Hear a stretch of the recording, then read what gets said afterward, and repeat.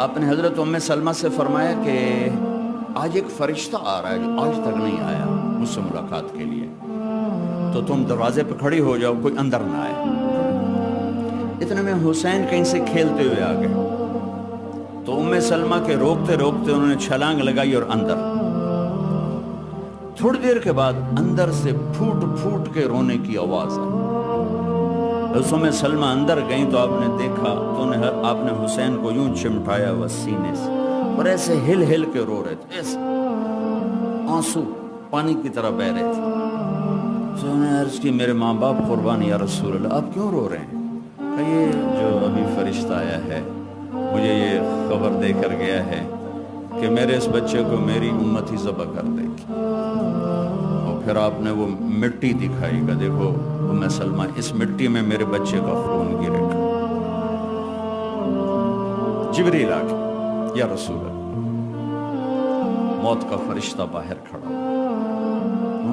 موت بھی پوچھ کے آنی چاہیے، موت کا فرشتہ باہر کھڑا ہے۔ آپ نے کہا آ جائے۔ ملک الموت آیا، کہنے لگا السلام علیکہ یا رسول اللہ، اور کہنے لگا یا رسول اللہ آپ پہلی ہستی ہیں جنہیں میں نے سلام کیا ہے، میں نے آج تک کسی کو سلام نہیں کیا۔ یا رسول اللہ آپ پہلی ہستی ہیں، اللہ نے فرمایا پوچھ کے اندر جانا، بن پوچھے نہ جانا۔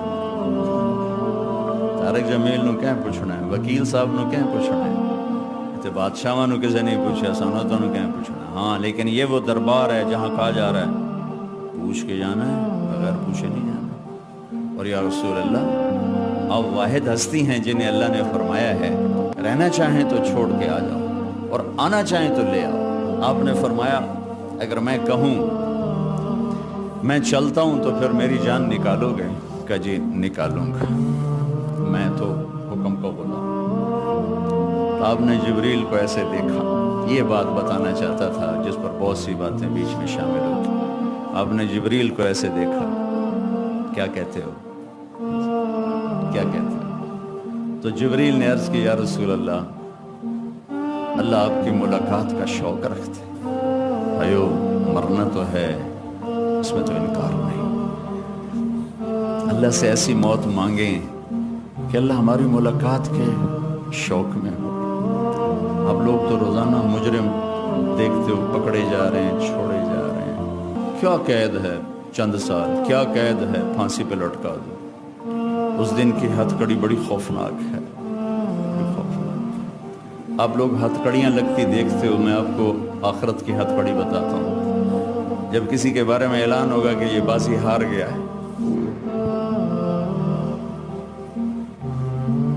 اللہ فرمائیں گے پکڑو، خذوہ فغلوہ، قرآن خذوہ فغلوہ۔ آپ کے ہائی کورٹ میں روزانہ ایسے لوگ آتے ہیں، یہاں ہتھ کڑی، اللہ کی پولیس آئے گی، یہاں سے ہتھ کڑی نہیں ڈالیں، یہاں ہاتھ ڈالیں گے،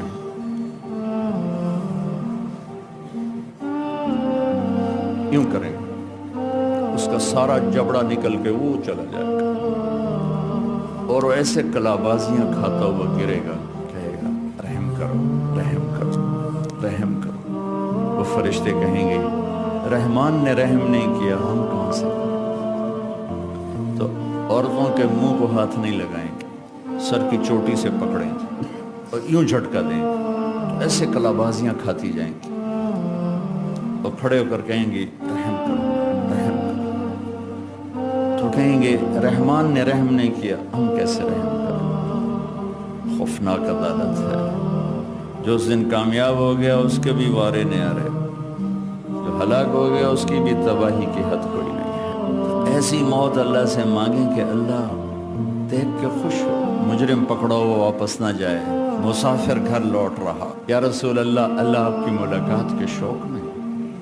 ہائے ہائے ہائے ہائے، یہ بات اب کہنے لگا ہوں۔ اچھا جاؤ میرے اللہ سے پوچھ کے آؤ میرے بعد میری امت کے ساتھ کیا کریں۔ ابھی تو حسن حسین کو تڑپتا دیکھ رہے ہیں، نیزوں پہ چڑھتا دیکھ رہے ہیں، ان کا کیوں نہیں کہا کہ میرے بعد میرے حسن کا کیا ہوگا، میرے حسین کا کیا؟ ہر کوئی اپنی، اور میرے باپ اچانک ہارٹ اٹیک ہوا تو ایک بہن میری لاہور بیٹھی تھی، ایک فیصل آباد بیٹھی تھی، اچانک ہارٹ اٹیک، سانو کیا پتہ ہے؟ تو ان کے آخر او میری دھیاں تو ملا چھڑو، او میری دھیاں تو ملا چھڑو، یہ حسرت میرا باپ لے کے چلا، او میری دھیاں تو ملا چھڑو۔ ہر ماں باپ کی یہی تمنا ہوتی ہے۔ تیمور جیسا درندہ صفت انسان چائنا کو فتح کرنے کے کرتے کرتے اترار پہنچا، موت نے پکڑا۔ آخری تمنا کوئی پیر محمد سے ملا دیتا، بیٹا اس کا وہ اصفہان میں تھا، کوئی پیر محمد سے ملا دیتا۔ کھوپڑیوں کے مینار کھڑا کرنے والا بھی موت پہ کہہ رہا ہے کوئی میرا پتر ہی ملا دیندہ، اور میں گواہ ہوں میرے باپ کہہ رہا ہے او میری دھیاں تو ملاؤ، مینوں میری دھیاں تو ملاؤ۔ اب کون ملاتا؟ اچانک ہارٹ اٹیک، اچانک موت کون بلاتا؟ لیکن میرے نبی نے کہا میری امت کے ساتھ کیا کرے گا میرا اللہ؟ اور یہ سوال صحابہ کے لیے نہیں اٹھایا، صحابہ تو بخشے جا چکے ہیں۔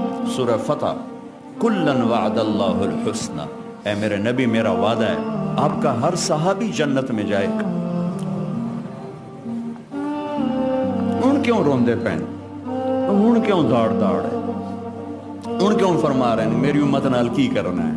اے وکیلوں واسطے، اے طارق جمیل واسطے، اے انہاں دے واسطے، اے سارے امت کے بکھرے ہوئے گناہ کے بڑے بڑے نقشے قائم کرنے والے، سود کے اڈے، زنا کے اڈے، شراب کے اڈے، ظلم و ستم کے ٹھیکیدار، عدل کے نام پر ظلم و ستم کی انتہا۔ میرے رب کی قسم میرا نبی یہ سوال نہ اٹھاتا، میں آپ بندر خنزیر بن چکے ہوتے۔ واہ یا رسول اللہ، کیا سوال کیا ہے، میرے بعد میری امت کے ساتھ کیا کر؟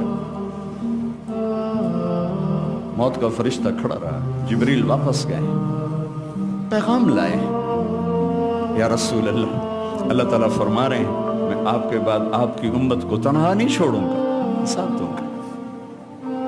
الان قرۃ عینی، اب میری آنکھیں ٹھنڈی ہیں، اب میری آنکھیں ٹھنڈی ہیں، اللہم الرفیق الاعلیٰ۔ مجھے اپنے پاس بلایا اور جاتے جاتے دو باتیں فرمائیں، اے میری امت ایک نماز نہ چھوڑے۔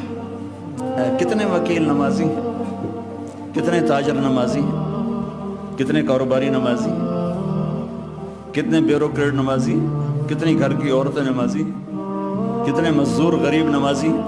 اے میری امت نماز نہ چھوڑ اور اپنے نوکروں پہ رحم کر، میری امت کے غریبوں پہ رحم کر۔